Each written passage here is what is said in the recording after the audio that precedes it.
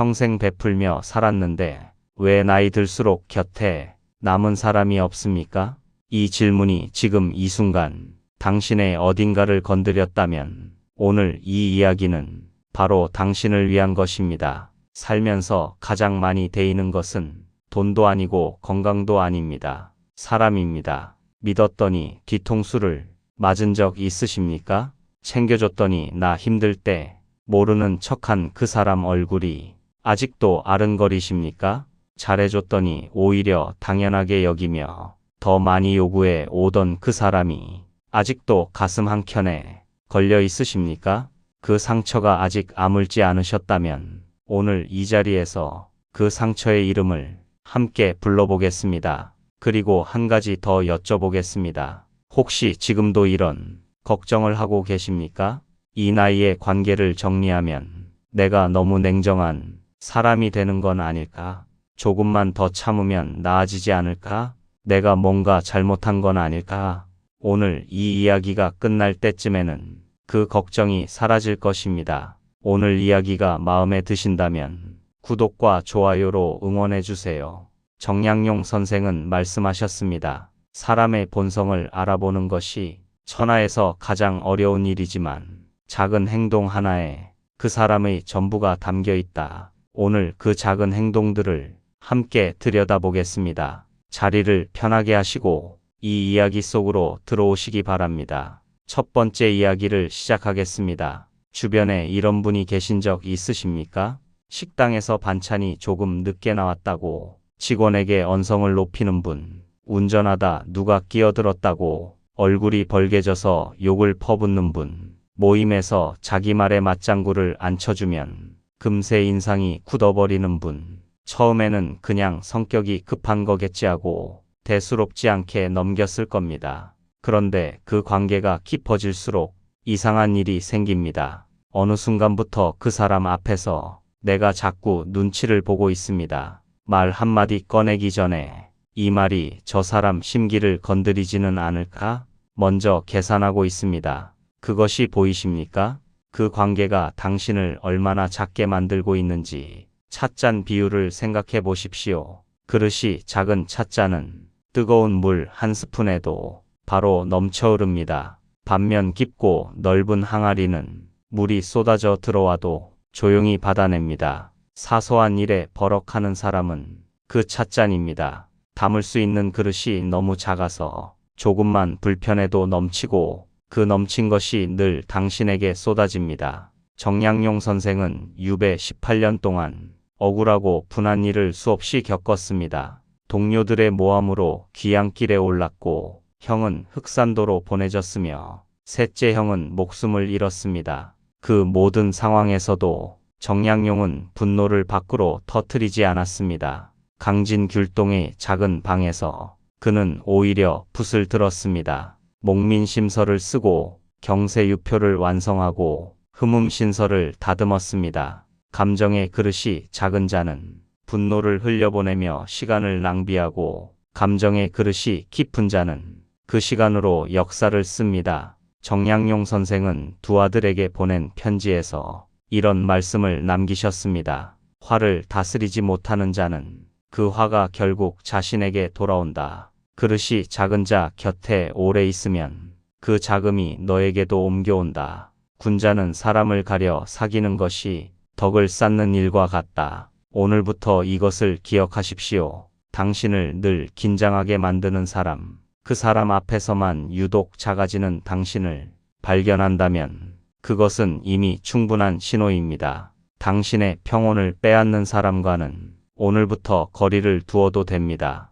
그것은 냉정함이 아니라 당신 자신을 향한 사랑입니다. 평생 고생 많으셨습니다. 이제는 당신을 불편하게 만드는 관계에서 벗어나셔도 됩니다. 두 번째 이야기입니다. 이런 경험을 해보신 적 있으십니까?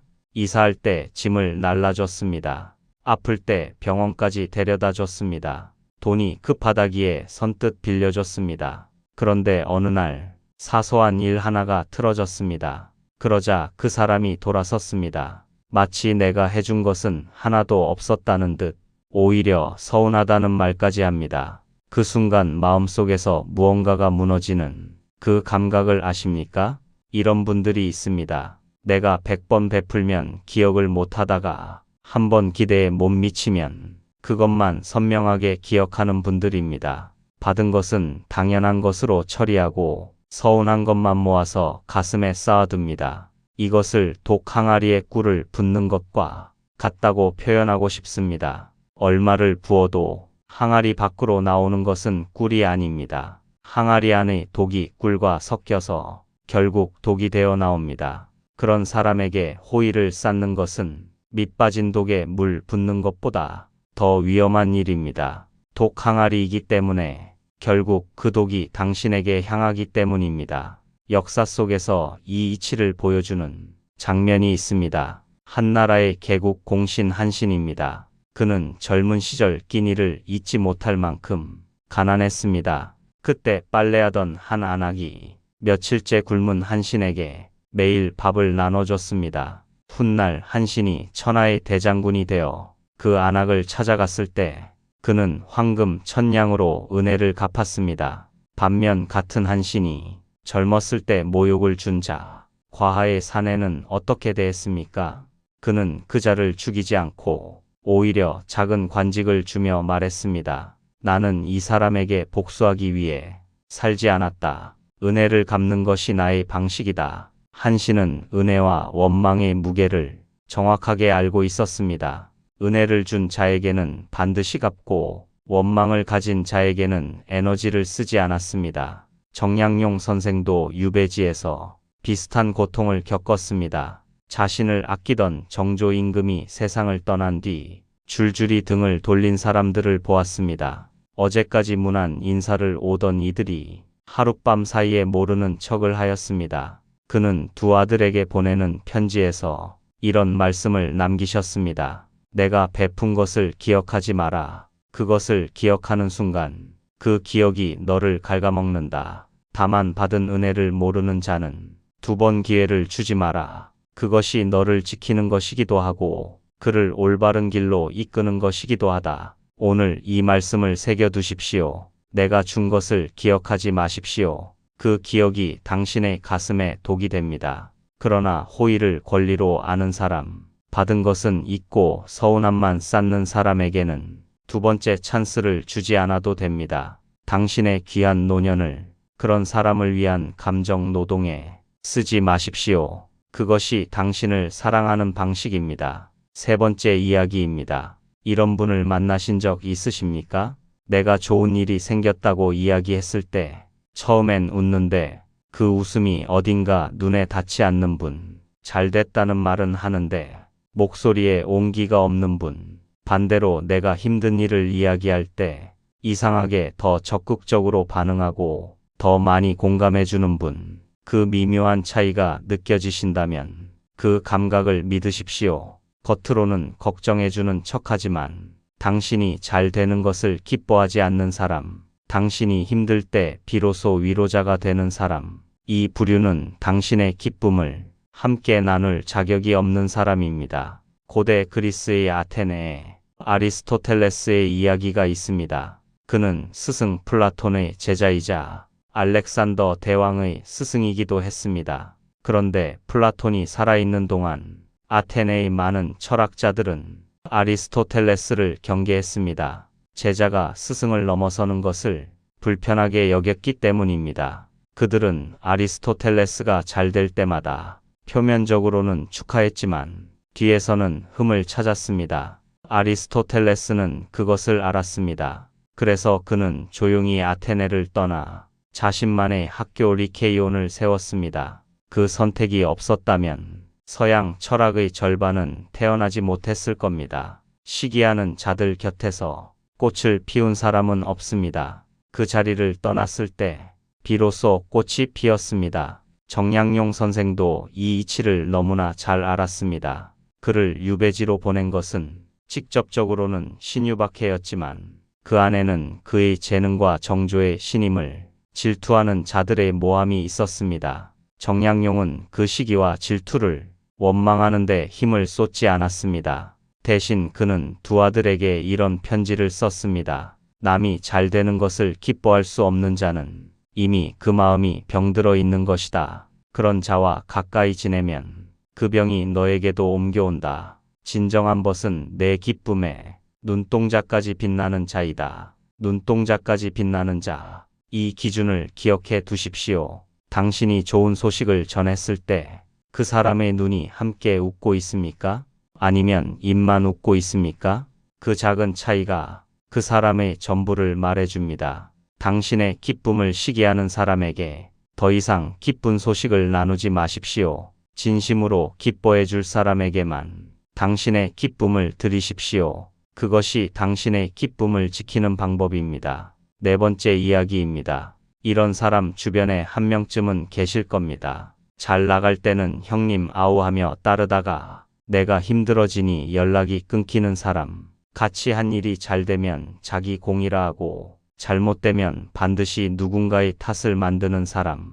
위에 있는 사람 앞에서는 한없이 낮아지다가 아래에 있는 사람에게는 이유 없이 높아지는 사람. 이 패턴을 정확하게 기억해 두십시오. 이것이 소인배의 얼굴입니다. 조선 선조 임금 시절 임진왜란이 터지자 임금은 백성을 두고 북쪽으로 피란을 떠났습니다. 그 길에 따라 나선 신하들 중 평소 충성을 외치던 자들이 있었습니다. 그런데 전쟁이 길어지자 그들 중 상당수가 슬그머니 일본군 편으로 돌아섰습니다. 반면 곽재우, 이순신, 권율 같은 이들은 조정의 지원도 없이 오히려 의심과 모함을 받으면서도 끝까지 자리를 지켰습니다. 이순신 장군은 선조에게 모함을 받아 백의종군까지 당했습니다. 그 억울함은 이루 말할 수 없었을 겁니다. 그러나 그는 자리를 떠나지 않았습니다. 강자 앞에서 굽히지 않았고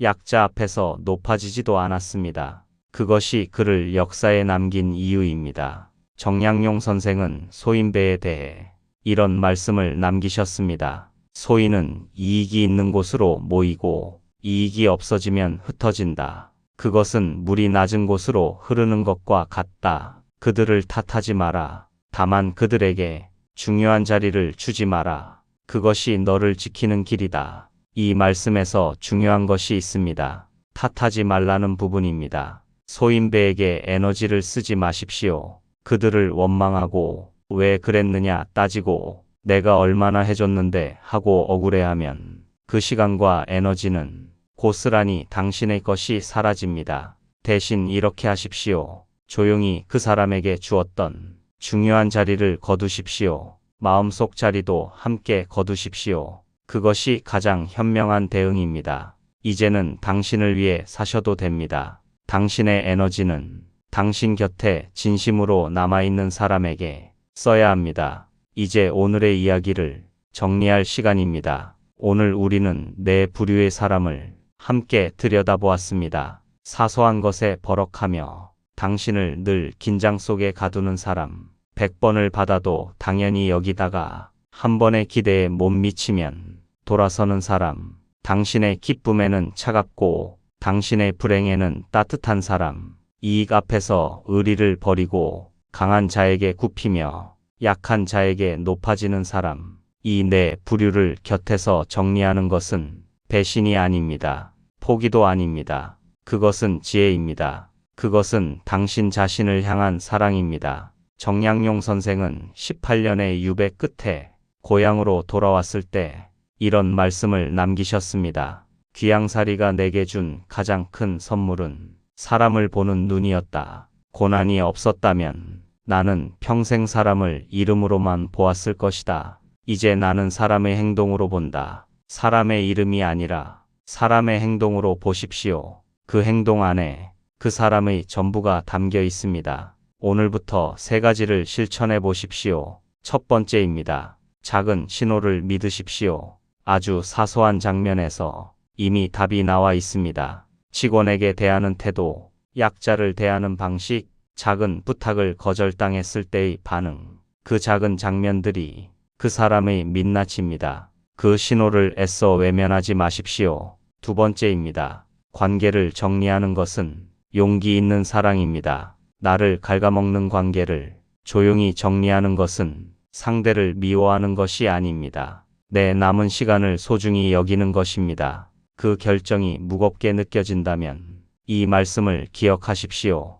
관계를 정리하는 것은 문을 닫는 것이 아니라 더 좋은 문을 열기 위한 준비입니다. 세 번째입니다. 진심으로 남은 한 사람에게 집중하십시오. 텅 빈 인맥 100명보다 진심 어린 한 명이 당신의 노년을 따뜻하게 합니다. 그 한 명을 알아보고 그 한 명에게 당신의 진심을 쏟으십시오. 그것이 노년의 가장 큰 재산입니다. 오늘 이 이야기가 끝나고 집으로 돌아가시는 길에 딱 한 명을 떠올려 보십시오. 내가 좋은 소식을 전했을 때 눈동자까지 함께 웃어준 사람, 내가 힘들 때 조용히 옆에 있어준 사람, 그 사람에게 오늘 연락 한 통 드리십시오. 잘 지내냐는 말 한마디로 충분합니다. 평생 고생 많으셨습니다. 이제는 당신을 진정으로 아끼는 사람과 남은 시간을 채워가셔도 됩니다. 당신의 노년은 아직 가장 아름다운 챕터를 쓰고 있는 중입니다. 오늘의 지혜의 말씀은 여기까지입니다. 끝까지 시청해주신 여러분, 진심으로 감사드립니다. 저희 지혜의 미학은 앞으로도 여러분의 삶에 지혜가 되는 소중한 한마디를 전하도록 하겠습니다. 구독과 좋아요로 여러분의 따뜻한 마음을 나눠주세요.